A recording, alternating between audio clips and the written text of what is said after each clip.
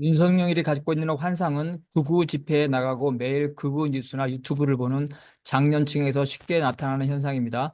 국민의힘 대선 폭망은 윤석열의 친미, 반중 환상에서 시작됐습니다.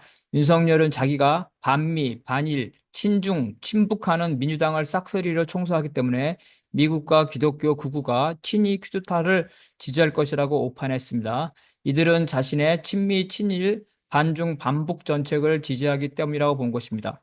윤석열은 민주당과 자신을 비판하는 언론은 실제로 소수이고 국민들이 이들에게 세뇌당하고 있다고 봤습니다. 윤석열은 자신을 지지하는 친일 친미 기독교 극우 세력이 다수이고 쿠데타를 통해 실상을 통해 제대로 알리면 국민 다수들도 자신을 지지할 것이라는 환상을 가졌습니다. 윤석열은 보수적인 대형 교회가 주대하는 광화문 정강훈 집회와 여의도 세이브 코리아 집회의 대규모 인파가 좌파들의 집회보다 훨씬 규모가 크기 때문에 우리나라의 민주당 좌파보다 기독교, 친미, 친일, 반중, 반북 우파가 더 많다고 생각했습니다. 국민의힘은 윤석열과 극우 세력의 기세에 자극을 받아 쿠데타 초기에 윤석열을 비판하지 못했고 결국 그 여파로 쿠데타를 지지하고 윤석열을 옹호하는 프레임에서 벗어나지 못했습니다. 트럼프는 굴뚝 산업의 재건을 주장하여 백인 노동자의 지지를 받았지만 윤석열이 특별히 경제 정책을 제시하지 않아서 민중의 지지가 없습니다. 둘째, 트럼프는 미국의 돈으로 전쟁을 하는 외교 안보 정책에 반대하여 납세자의 지지를 받았지만 윤석열은 친미는 물론 친일적인 외교 노선으로 국민들의 반일 정서를 무시했습니다. 셋째, 윤석열은 미국이 한국을 중국으로부터 분리하려는 정책에 추정하여 반중 정책을 함으로써 국민들에게 정치적, 경제적 불안을 심어줬습니다. 윤석열의 정치색은 가부장적인 권위주의, 극우 기독교, 기성 언론에 대한 혐오, 중국 혐오, 부정선거 주장에서 보듯이 트럼프와 유사합니다. 스탑 스틸, 부정선거 중단이라는 구호나 피켓도 유사합니다.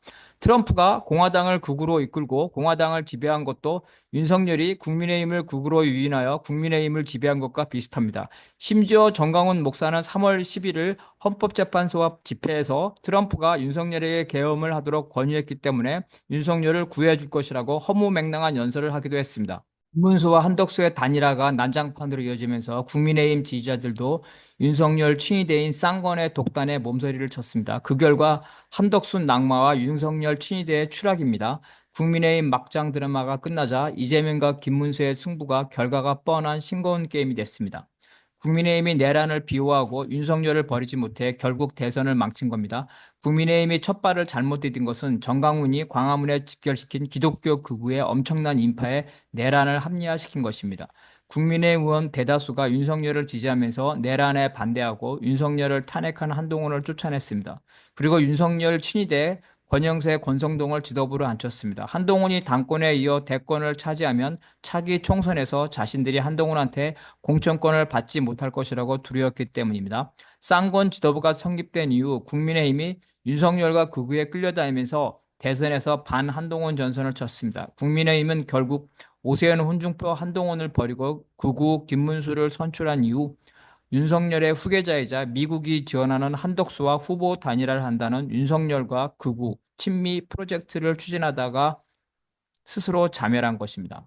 미국의 전쟁으로 에너지와 식품 가격이 폭등하면서 친미 정책을 추구하는 기존 정당 대신 전쟁에 반대하는 극우 정당들이 인기를 얻었습니다. 반면 윤석열식 극우는 유럽 극우와 달리 미국의 전쟁 정책을 따라가고 있으며 한국에선 난민 문제도 없습니다.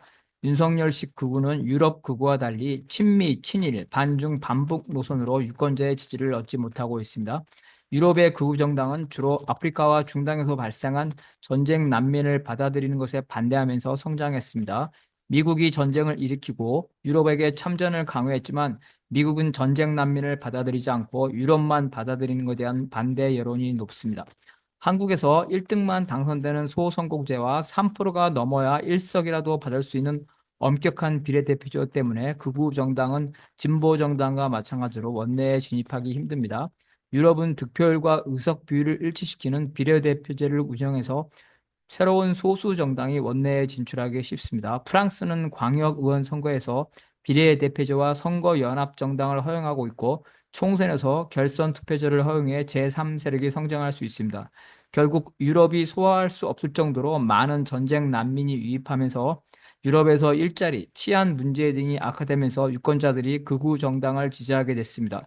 유럽의 극우 정당은 좌파든 우파든 유럽이 전쟁 정책을 따라가고 난민을 대규모로 받아들이기 때문에 생긴 일입니다.